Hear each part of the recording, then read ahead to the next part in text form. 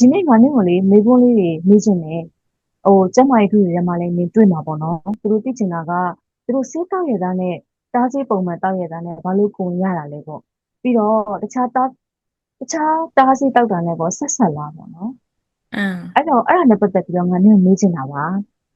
အဲ့ရတယ်မေးလေ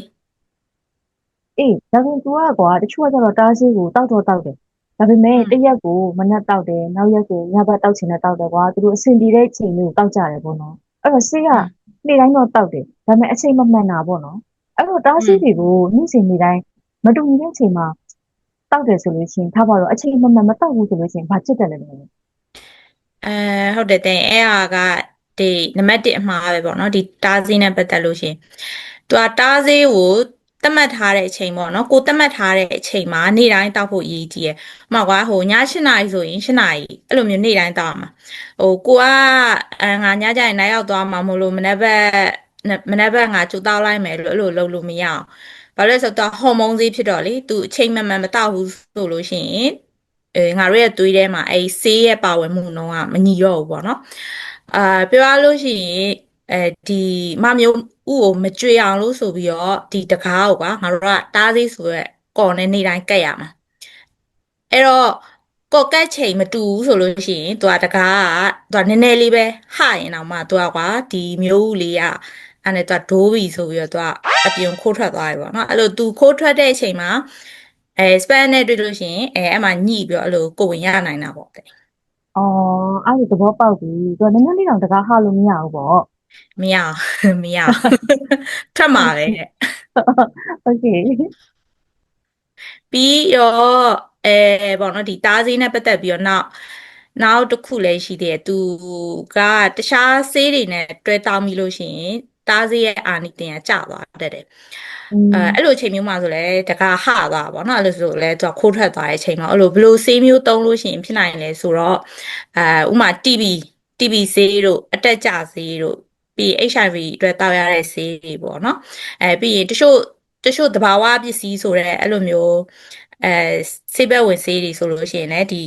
ီသားဆေးရဲ့အာနိသင်ကိုရော့ကျစေတယ်အာငါတို့ရဲ့အသေးအကွာဟိုဒီဆေးတွေကိုမြင်မြန်ရှေ့ဖြတ်လိုက်တဲ့အချိန်မှာသူနဲ့တွဲတောက်လိုက်တဲ့သားဆေးရဲ့အာနိသင်ကသွားကျတာပေါ့ကောင်းကောင်းမရတော့ဘူးပေါ့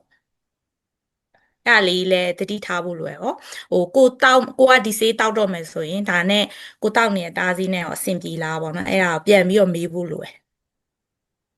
อืมအဲ့อืဒါမမကมတားဆီးလက်တောက်ရတာနဲ့ဘာလို့ရရလဲပေါ့ဟဲ့ငါမသိလိုက်ဘူးဆိုတာမျိုးပေါ့နော်အဲ့လိုမျိုးအေး လုပ်နေတာလေးကိုသတိထားတင်နေတယ်နော်ဟုတ်တယ်တဲ့အဲပြီးရင်ဟိုလိုအန်လိုက်တာဝမ်းပြက်ဝမ်းလျှောလိုက်တာမျိုးပေါ့နော်ဥပမာစတေးတောက်ပြီးတော့2 နာရီလောက်မှအန်ချလိုက်ပြီပေါ့နော်ဒါမှမဟုတ်လို့ရှရင်လည်းကိုကဝမ်းပြက်ဝမ်းလျှောဖြစ်နေပြီဆိုလို့ရှိရင်အဲဒီဆေးကိုခဏကွာနေပြီးတော့ကောင်းကောင်းမဆုပ်ယူနိုင်တော့အဲ့လိုမျိုးမှလည်းအာနိသင်ကျတတ်တယ်အဲ့လိုအချိန်မျိုးမှဆိုလည်းဖြစ်သွားတတ်တာပေါ့အဲ့ဒါဆိုလို့ရှိရင်စေးတောက်ပြီးချက်ချင်းအန်ချလိုက်ရင်ရောဘာလုပ်ရမလဲနောက်တစ်လုံးချက်ချင်းထပ်တောက် อืมဟိုကယ်၍ဟွာမဖြစ်လို့ရှိရင်ဒီကိုတောက်တဲ့သားဆေးကတ်ထဲကဒီညွှန်ကြားချက်တွေကိုဖတ်ဖို့လိုတယ်။ဥပမာကိုဆေးတောက်ဖို့မေ့ရယ်ဆိုလို့ရှိရင်ရောတစ်လုံးတောက်ဖို့မေ့ရင်ဘာလုပ်ရမလဲ2 လုံးတောက်ဖို့မေ့ရင်ဘာလုပ်အဲ့ဒီဟာတွေကဒီသားဆေးကတ်ရဲ့ညွှန်ကြားချက်ထဲမှာပါတယ်ကွာအဲ့လိုမျိုးအော်อืมအဲ့ဒါကငါနောက်ဆုံးတစ်ခုမေးချင်သေးတယ်စိတ်ကိုอืม လေတင်းစီပုံမှားရင်းတာကရောအ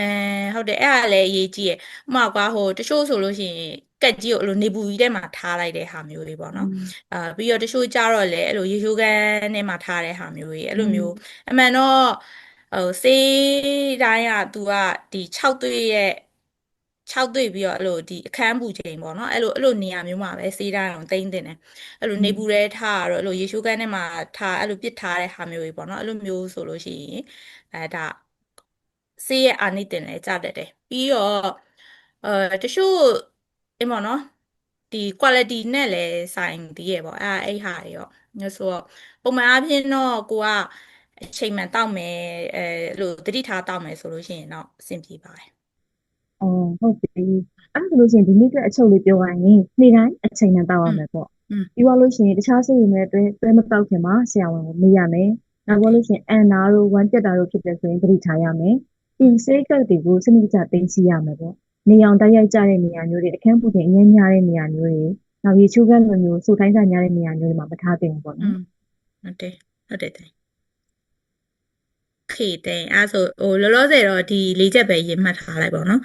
ဟိုဟာနောက်နေ့တင်းတီးကျင်တာရှိလို့ရှရင်ဥမာတစ်ခုခုထူးခြားတဲ့ဟာမျိုးရှိလို့ရှရင်လည်းထပ်ပြောကြမယ်လေနော် အေးပါတမင်ကျေးဇူးအများကြီးတင်တယ်နော် Hey see ဘိုင် you ဘိုင်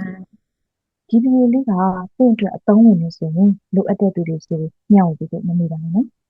နောက်ထပ်လည်းဒီလိုကျန်းမာရေးအကြောင်းအရာတွေဒီကျန်လေဒါမှမဟုတ်မိကျင်တဲ့မိဘတွေရှိခဲ့တယ်ဆိုရင်ကွန်မန့်မှာမေးကြလို့ရပါတယ်ကျမတို့ကအတက်နိုင်ဆုံးပြန်လည်ဖြေကြားပေးသွားမှာဖြစ်ပါတယ်အားလုံးပိုင်းကျန်းမာရေးယူဆိုင်ကြပါရှင်